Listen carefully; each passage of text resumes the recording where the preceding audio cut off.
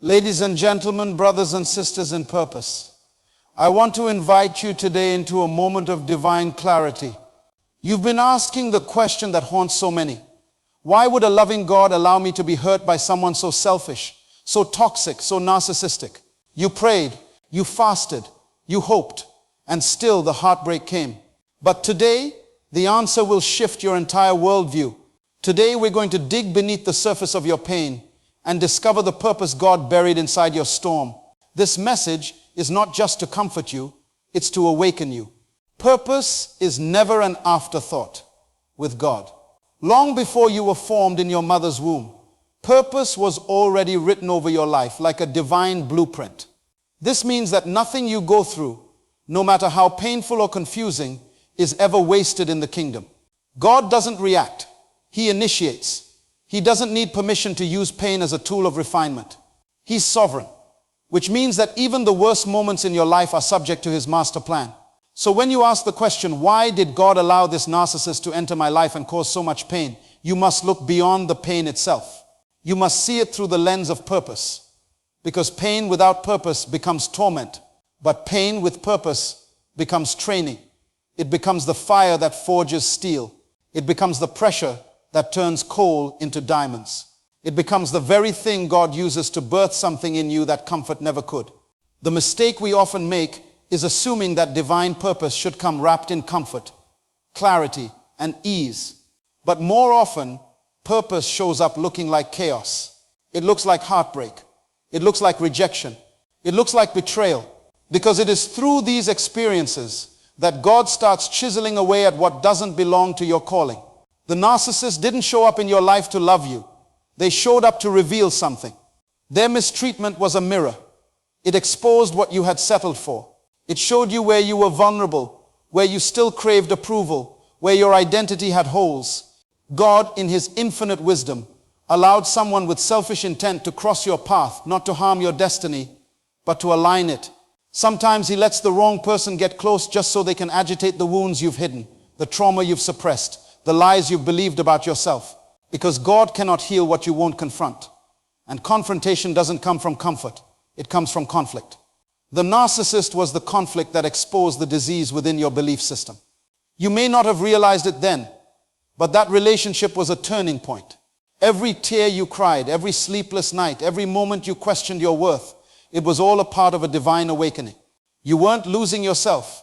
You were finding the version of you that God intended all along. And it couldn't emerge until you went through the fire. You see, nothing tests character like betrayal. Nothing tests identity like being devalued by someone you gave everything to. And nothing builds strength like having to pick up the pieces of your own heart with no applause, no recognition, and no shortcut. But that's the very place where God does His best work, in the dark, in the silence, in the wilderness of broken expectations. Think of Joseph in the Bible. Betrayed by his brothers, sold into slavery, falsely accused, thrown into prison, yet all of it was wrapped in the sovereignty of God. Why? Because purpose preceded the pain. Every wound he suffered was guiding him to the throne. Every disappointment was positioning him for dominion. And the same is true for you. When God allows pain, He's not trying to punish you. He's preparing you for purpose, preparing you to walk in authority, preparing you to carry wisdom, not just theory. Because when you've been through something and you've survived it, you gain an anointing that cannot be taught. It must be endured. The narcissist wasn't just a mistake.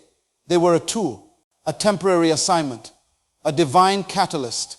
But here's the truth most people don't want to face. Some of the greatest lessons in your life will come through people who were never sent to love you, but to stretch you. To break the illusion that you could depend on man more than God. To teach you how to hear the voice of your Creator above the noise of flattery and manipulation. And to remind you that your value is not negotiable. It is eternal. This is why purpose precedes pain. Because God is not trying to destroy you. He's trying to deliver you from small thinking, from weak identity, from emotional slavery, and from the traps of counterfeit connections. That hurt you endured is not the end of your story. It's the beginning of a new dimension of clarity, discernment, and divine authority. So if you're still asking why it had to happen, I invite you to shift the question. Don't ask why me, ask what for. What did this pain uncover in me that God wants to heal? What did this betrayal teach me about my worth, my calling, my boundaries? What if the thing that nearly broke you was the very thing that was breaking the limits of your life? You're still here. That means purpose is still intact. That means God is not finished. And that means the pain you endured will one day become the platform from which you speak life, lead others, and walk in the authority of someone who has overcome. The narcissist may have caused the pain, but God is using it to unlock your purpose. And when purpose begins to manifest, nothing, not even your past, can stop what God has planned for you. You thought you were in a relationship. You believed you were building something sacred, something with future, foundation, and favor. You looked at that person, the narcissist, and saw potential, maybe even promise. You gave, you sacrificed, you compromised. You silenced your voice just to keep the peace. You explained your value, hoping they would eventually see it, but they didn't see it. Not because it wasn't there, but because they were never sent to honor it. They were sent to reveal it. That's the paradox. You thought you were falling in love, but in reality, you were being enrolled. You didn't enter a partnership. You entered a classroom. And the narcissist wasn't just your partner, they were your instructor. They were the professor of pain, the architect of awareness, the mirror you didn't know you needed. They didn't teach you intentionally. They taught you through their neglect, their deception, their manipulation. Every time they lied to you, they taught you something about truth.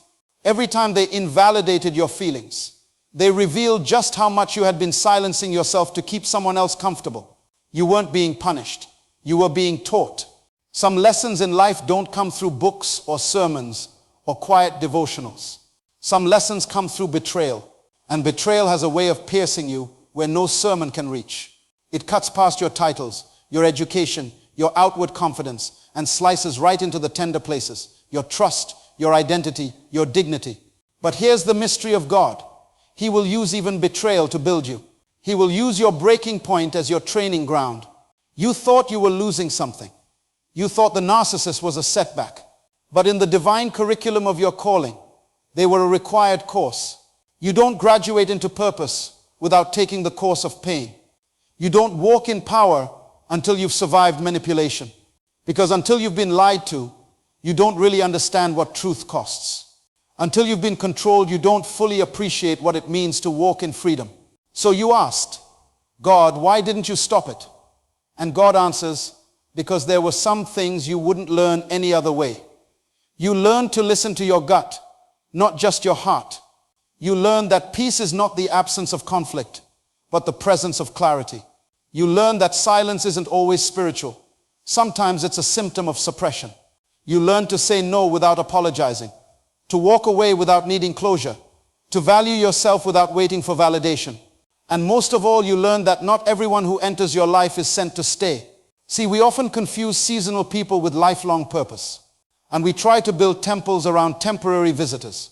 But when someone mistreats you repeatedly, it's not always because they're evil. It's often because you're unwilling to end the lesson. You're trying to graduate without taking the test. But God loves you too much to let you skip it. So he let them hurt you, but only to the point of awakening, not annihilation. The narcissist didn't break you. They introduced you to the parts of you that needed healing. That's why it hurt so deeply, because they didn't just offend you. They offended the part of you that hadn't fully healed yet. That little boy or girl inside of you who still craves being chosen, being heard, being enough. God let the narcissist in because he wanted to bring those wounds to the surface. Not to shame you, but to heal you. And now you're wiser. Not bitter, better. Not broken, rebuilt. You look at yourself today and realize you wouldn't have discovered your voice if someone hadn't tried to silence it. You wouldn't have defined your worth if someone hadn't tried to devalue it. You wouldn't have rebuilt your boundaries if someone hadn't walked all over them.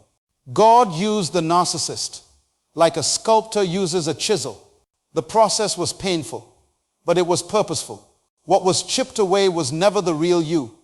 It was the fear, the people-pleasing, the insecurity, the illusion. So stop resenting the classroom. Stop replaying the betrayal.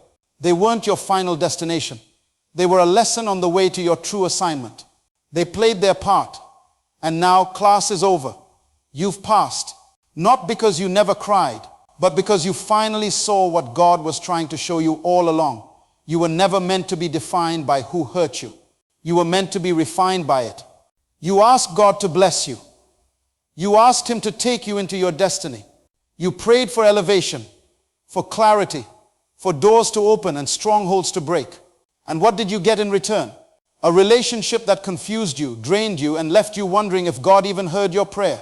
You thought you were moving forward, but instead, you were caught in a web of manipulation, control, and emotional torment. That's when the question starts to form in your heart. Why would a loving God allow this person into my life? The answer is not that He ignored your prayer. It's that He answered it, just not in the way you expected. You see, when God is preparing you for something greater, He doesn't always start by giving you what you want. Often He begins by removing what you're attached to, even when you don't realize that attachment is toxic. And one of the most misunderstood moves of God is when He allows a person into your life who isn't your destiny, but instead is a divine interruption, sent not to stay but to reveal. You thought the narcissist was the answer. They came into your life at just the right moment, when you were vulnerable, hopeful, or perhaps desperate for connection. They presented themselves as everything you needed, confident, charming, maybe even spiritual. But behind the mask was deception. You didn't see it at first because God wasn't trying to show you who they were. He was trying to show you who you are without discernment. And that's why divine delay is not denial. It is redirection. The narcissist didn't delay your purpose. They revealed the part of you that would have destroyed your purpose if left unchecked. It's easy to misinterpret silence from heaven as indifference, especially when you're hurting. But God never delays to punish. He delays to prepare. And preparation often looks like pain. See, you were trying to go to the next level with people who were not assigned to your journey. You were asking God to elevate you while still being entangled with individuals who did not honor your call, your value, or your identity. So what did God do? He stepped back and let the narcissists reveal themselves. He didn't interfere, not because He didn't care, but because interference would have interfered with your transformation. The very confusion you experienced became the catalyst that forced you to ask deeper questions, to confront emotional wounds, to rediscover boundaries, to seek wisdom, and to finally prioritize your healing. What looked like a delay in your life was actually divine surgery. God was cutting ties not just to the person, but to the patterns you had normalized. The need for approval, the addiction to chaos, the false definition of love you had accepted. Let's be honest, had the narcissist been kind consistently, you would have stayed. If the manipulation had been subtle enough, you would have adjusted. If the mask hadn't slipped, you would have settled. But God allowed it to escalate so you couldn't ignore it. Because destiny doesn't wait for denial. This person didn't come to delay your future. They came to awaken your discernment. They came to burn down the fantasy so God could build the truth. And here's the truth. You were never supposed to stay there. That relationship wasn't home. It was a hallway. It was never meant to define your identity. It was meant to confront your dependency. What you thought was love was actually a lesson. What you called a delay was actually divine strategy. God knew you couldn't carry what's coming while still carrying who was cursing your soul with confusion. He knew your next season required a higher version of you, a healed, clear, decisive version. And sometimes clarity only comes after chaos. So yes, it hurt. Yes, you felt lost, but you didn't lose time. You gained wisdom. You didn't miss your moment. You found your mission. If you're still mourning the years you think you wasted, let me speak something over you. God is the redeemer of time. What you learned in that relationship, you couldn't have learned in a classroom. The narcissist was not a blessing, but they were used as a tool, a mirror that showed you what you needed to change, elevate, and confront. You didn't fail. You evolved. The delay you experienced wasn't the end of your story. It was the editing process. God cut out the characters who didn't fit the script. He removed the scene that would have sabotaged the plot. And now you're turning the page. So if you're still wrestling with why God allowed it, remember this. He didn't allow it to break you. He allowed it to build something in you that comfort never could. The narcissist was not your destiny. They were the detour that showed you the road back to yourself and back to the God who never left you. Even when it felt like He was silent, He wasn't silent. He was setting you up for something far greater than what you thought you lost. And the answer to your pain It was never about them. It was always about what God was growing inside you. The delay was your divine setup, not a step back, but a vault into your future. Before God can elevate you, before He can position you in places of influence and destiny, He must first expose what is hidden in you and around you. Many people cry out for promotion, for recognition, for purpose, but few understand that elevation is dangerous without exposure. You don't climb higher in the kingdom of God without first being stripped of the things that would sabotage you at the top. The narcissist who came into your life wasn't just a toxic person. They were a mirror. They were sent not to flatter you, but to reveal you. Their manipulation exposed your need for approval. Their lies uncovered your hidden insecurities.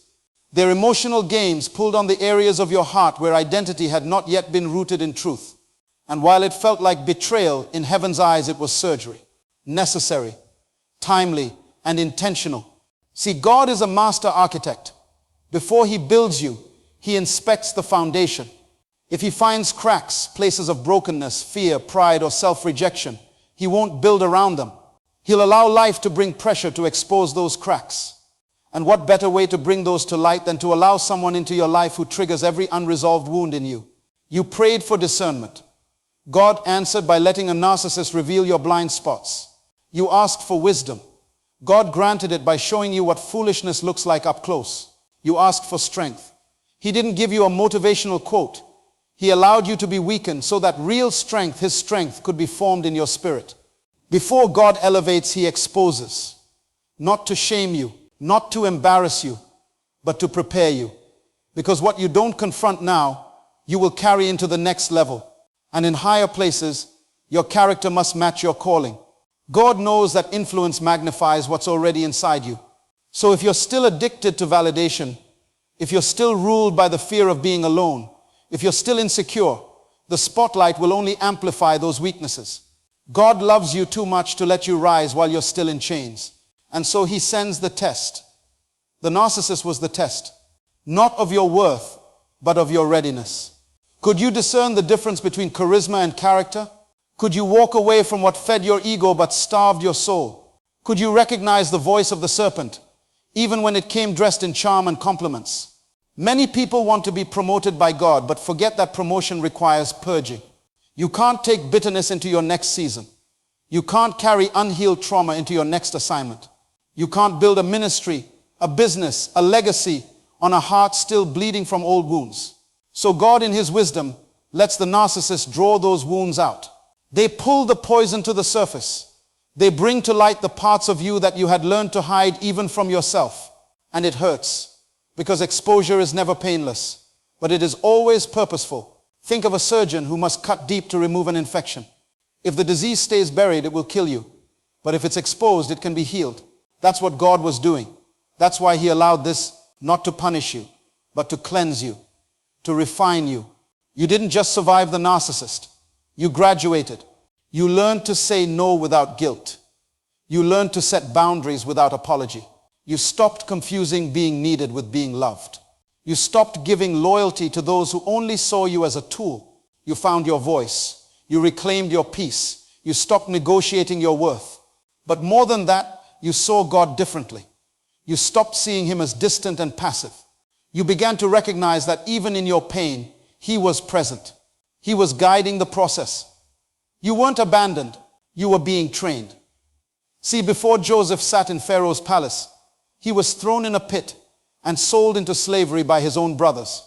Before David wore a crown, he was hunted like a criminal by the very king he served. Why? Because God doesn't promote without preparation. And preparation always includes exposure. You had to see who they really were. But more importantly, you had to see who you really were. You had to stop building your identity around being needed, accepted, or liked. You had to see that your worth doesn't decrease when someone mistreats you. That love is not proven by how much pain you can tolerate.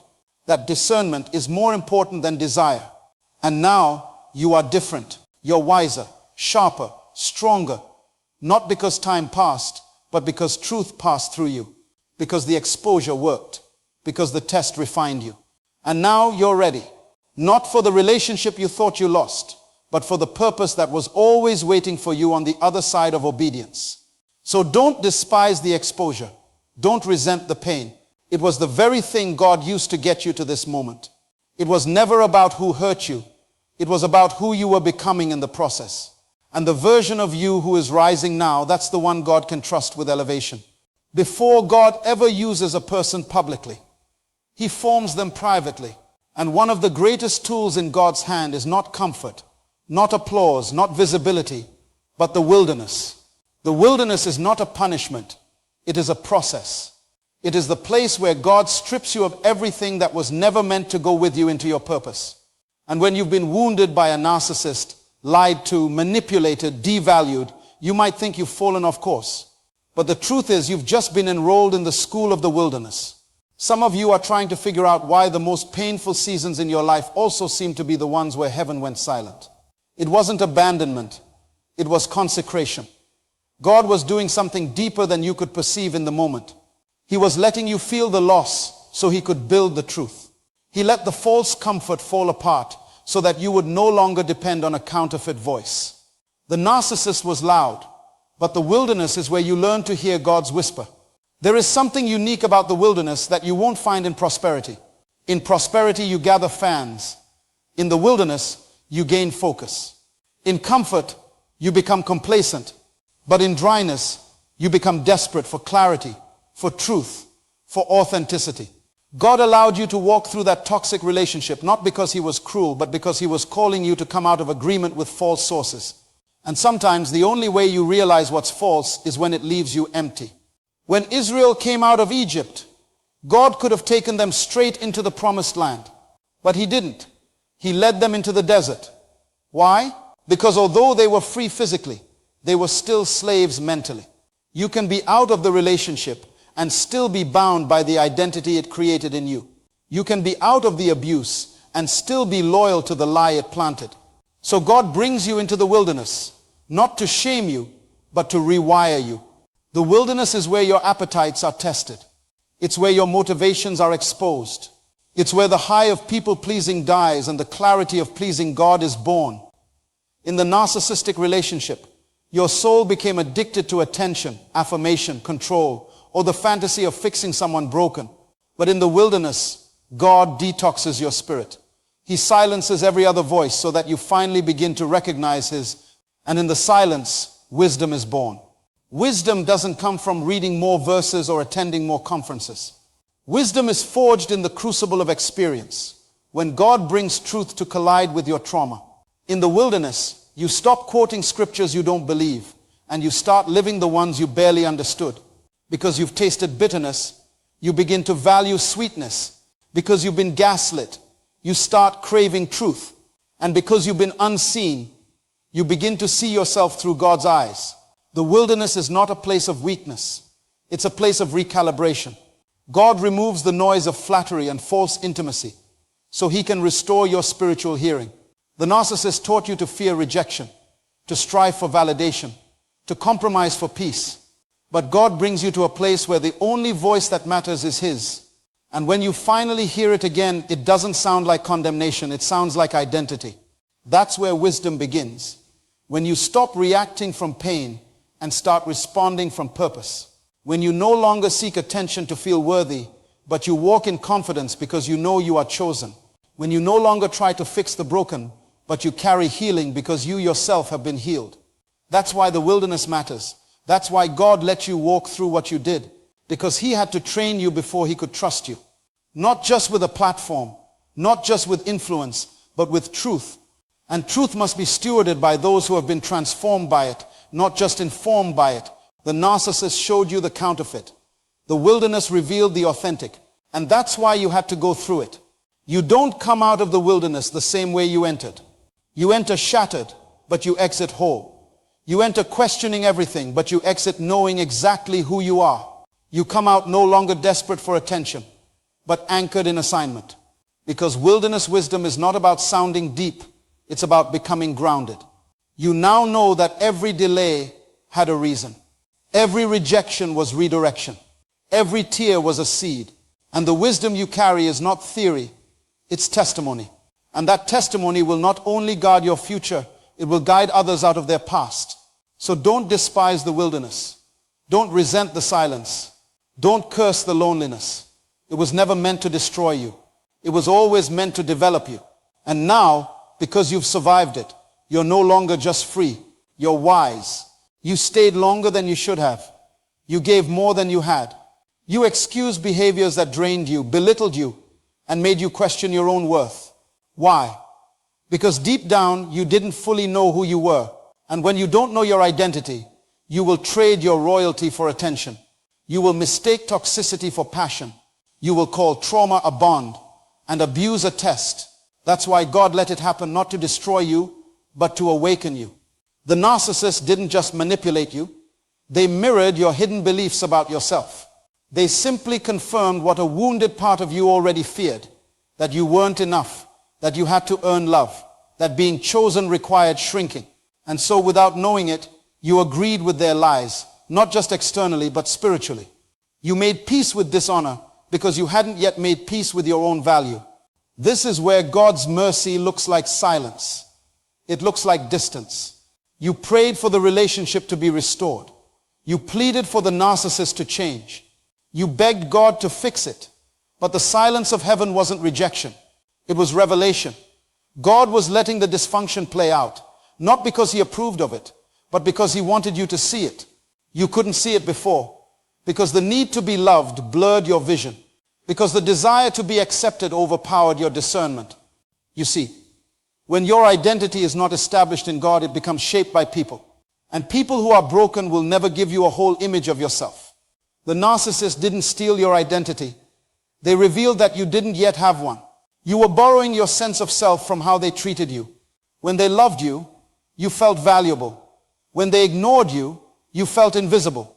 When they praised you, you felt worthy. When they discarded you, you felt worthless. That's not love. That's bondage. So God, in his infinite wisdom, used the narcissist to expose the fracture within you. He used the manipulation to confront your need for validation. He allowed the gaslighting to uncover your dependence on approval. It wasn't punishment. It was diagnosis. And until you see the wound, you can't begin the healing. You had to realize that the way they treated you wasn't about love. It was about control. And the reason you stayed wasn't because you were weak. It was because you were unaware. You didn't yet know you were a daughter, a son, a vessel of divine royalty. You didn't yet know that your value is not negotiable, that your worth is not up for debate, that your identity was sealed before they ever came into your life. The narcissist was a counterfeit connection sent to expose the counterfeit beliefs you had about yourself. And while it hurt deeply, it was effective, because now you know, now you see, now you understand that love doesn't come wrapped in confusion, that peace is not supposed to be paid for with pieces of your soul, that the right people don't make you feel small to feel powerful. And here's the divine irony. The very person who tried to dismantle you was used by God to develop you. The very pain that tried to kill your confidence birthed your clarity. You don't beg to be loved anymore. You don't explain your value anymore. You don't compromise for connection anymore, because now you've encountered the truth. And truth always demands transformation. You didn't just survive the narcissist. You were refined by the experience, because the fire that was meant to burn you ended up purifying you. You walked out different, wiser, stronger, more whole. And not because the narcissist changed, but because you did. You no longer need their apology to heal. You no longer need closure to move on. You've realized that healing is not about what they give you. It's about what God reveals to you. This is the power of divine design. What the enemy used to distort your identity, God used to define it. What they meant as manipulation, heaven used as a mirror. And when you finally saw yourself, your true self, you couldn't stay in that dysfunction any longer. You couldn't unsee what God showed you. And that was the beginning of your deliverance. So yes, it hurt. Yes, it broke you. But it also built something inside of you that nothing and no one can take away. You found your identity in the ashes. You discovered your worth in the wreckage. You met yourself in the silence left by their departure. And now you know God never wanted you to be attached to someone who required you to abandon yourself. He let them hurt you because he was done watching you settle. He let them walk away because he was ready to walk you into purpose. He allowed the pain because he loved you too much to let you stay blind. They revealed the truth, not about them, but about you. And that truth changed everything. Pain has a voice, and though it doesn't speak in language we recognize at first, it speaks with clarity when we're willing to listen. What you experienced with the narcissist wasn't just emotional trauma. It was prophetic pain, the kind of pain that doesn't just echo what you went through, but points to what you're called to walk into. It tells you where the healing must begin, where your power was buried, and where your next season is waiting. See, when you're in pain, you become still. You become quiet. And in that stillness, the voice of God becomes louder than the voice of others. When the narcissist betrayed you, manipulated you, invalidated your emotions, you didn't just feel heartbreak. You felt an inner shaking. Something inside you that had been asleep began to stir. That pain was not just a sign that something was wrong. It was an announcement that something divine was being awakened. Pain is a divine signal. It doesn't just speak of the past. It speaks of potential. It reveals what you've been tolerating, what you've been hiding, and where you've been settling. You didn't just cry because they left. You cried because deep down you realized you had abandoned yourself long before they did. And God allowed the pain because he needed you to wake up. He needed you to see what he sees in you. And sometimes that can only happen when your heart is cracked wide open. The narcissist was a mirror, a distorted one. Yes, but a mirror nonetheless. Through their manipulation, God revealed the parts of you that still longed for external validation.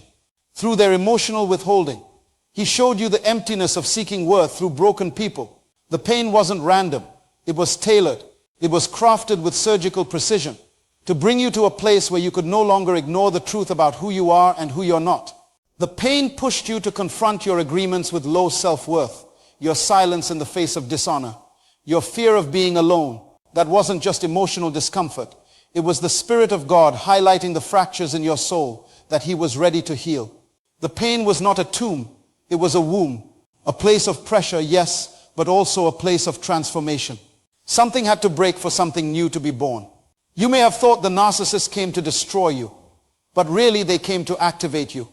The tears you cried were watering seeds that had been dormant inside you for years. Seeds of strength, seeds of discernment, seeds of voice, seeds of clarity. And as painful as it was, you must recognize that the pain wasn't punishment. It was prophecy. It was God saying, I will not let you stay blind to your worth another day. Every sleepless night was a lesson.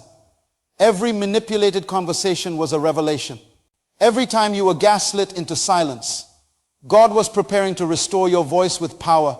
You couldn't see it then, but you were being trained in the dark for a calling that required depth. You were being shaped through sorrow for an assignment that demanded wisdom. God was not ignoring your cries. He was collecting them, storing them, and turning them into oil, anointing oil. You can't minister healing until you've survived hurting. You can't speak with authority until you've walked through agony. That pain was your introduction to a realm of spiritual depth that comfort could never offer you. And now, because you have tasted brokenness, you carry compassion. Because you've walked through deception, you carry discernment. Because you've endured dishonor, you carry honor with reverence. Pain shaped your purpose in a way that theory never could. Sometimes we think prophets are just people who hear from God. But pain, when surrendered to God, becomes prophetic. It starts to teach you how to read atmospheres, how to hear beyond the words, how to discern the spirit behind the smile. That pain you went through rewired your discernment. It fine-tuned your instincts.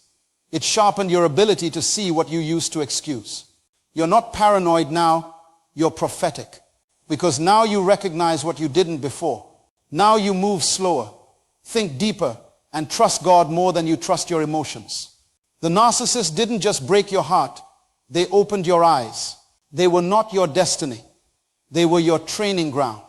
What they meant for evil, God allowed for your education. And now you carry a revelation that can't be taught in a classroom or bought in a bookstore.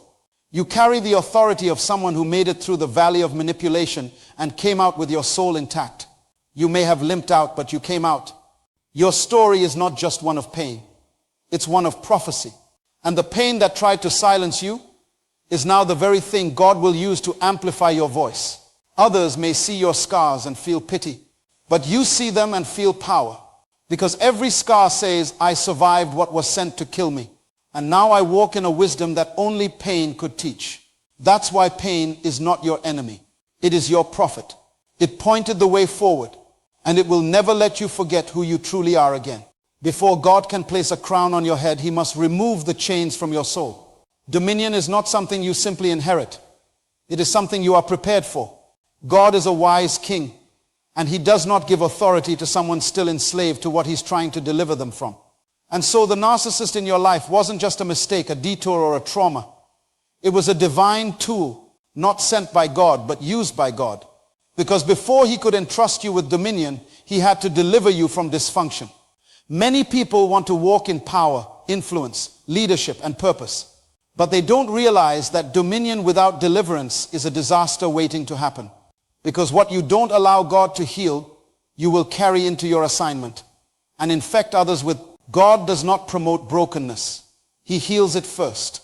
So instead of asking God why the narcissist was allowed to get close, begin to ask, what was God trying to heal in me through that experience? You see, you cannot cast out what you are still bound to. You cannot lead others while still being led by your wounds. The narcissist exposed the fractures in your soul, your hunger for validation, your silence in the face of disrespect, your tolerance of dishonor. And God in his mercy allowed it so that you would finally confront what you thought you could manage. You couldn't see the infection until the pressure revealed it. And so God used the narcissist to press on what was still unhealed. God always delivers before he empowers. When he delivered Israel from Egypt, he didn't just take them to the promised land overnight. He walked them through the wilderness. Why? Because they had been physically freed but mentally enslaved. They left Egypt, but Egypt had not left them. Likewise, some of you walked out of the relationship, but the relationship didn't walk out of you. You still think like the broken version of yourself. You still speak through the voice of pain. You still function through the lens of fear. And God says, before I give you dominion, I need to detox you from that system. The narcissist in your life was not your punishment. They were your process. They pulled the mask off your soul. They revealed how you performed for love, how you overextended for acceptance, how you confused being needed with being valued. And it took being broken to realize you were never supposed to be built on them in the first place. Deliverance is not just about casting something out. It is about walking something through. It is a process. It is the slow dismantling of every lie you believed about yourself. It is the unraveling of every identity you wrapped around someone else's opinion. It is the holy confrontation between your past and your promise. And God orchestrated a season of affliction to bring it all to the surface. Because God cannot bless who you pretend to be. He cannot anoint a counterfeit identity. So in his mercy, he let you walk through the fire, not to burn you, but to refine you. Because dominion without character will corrupt you. And God is not interested in gifting you a throne that will become your grave. So he sends deliverance first. This is why you couldn't stay with the narcissist. This is why the relationship had to crumble. Because you prayed for influence. You asked for purpose. You wanted to be used mightily. And God heard you. But he also knew he had to purify the vessel. Not just externally, but internally. He had to remove the hidden idols, the addiction to approval, the fear of abandonment, the scarcity mindset, the victim mentality. He had to empty you so he could fill you. Because dominion is not about domination. It is about stewardship. It is about responsibility. It is about leading with integrity and influence born out of transformation. So if you want to walk in kingdom authority, you must be willing to be purged of worldly patterns. And that is what the narcissist exposed. Not just their toxicity, but your own entanglement with dysfunction. What hurt you, trained you, what broke you, built you, and what was meant to silence you, actually prepared you to speak. Now you're not just someone who survived pain, you are someone who carries revelation. And that's why dominion is now possible. Because now you're not functioning from ego, but from essence. You're not leading from trauma, but from truth. You've been delivered, and now you are ready to reign, not over people, but over systems, over fear, over doubt, over the enemy who tried to destroy your destiny. This is the moment where your story turns, because you now understand deliverance was never a detour, it was a door. And on the other side of that door is not just healing, it's authority. Not just restoration, it's rulership. Not just survival, it's strategy. God has brought you through the fire, and now he can trust you with the crown. You're not who you used to be.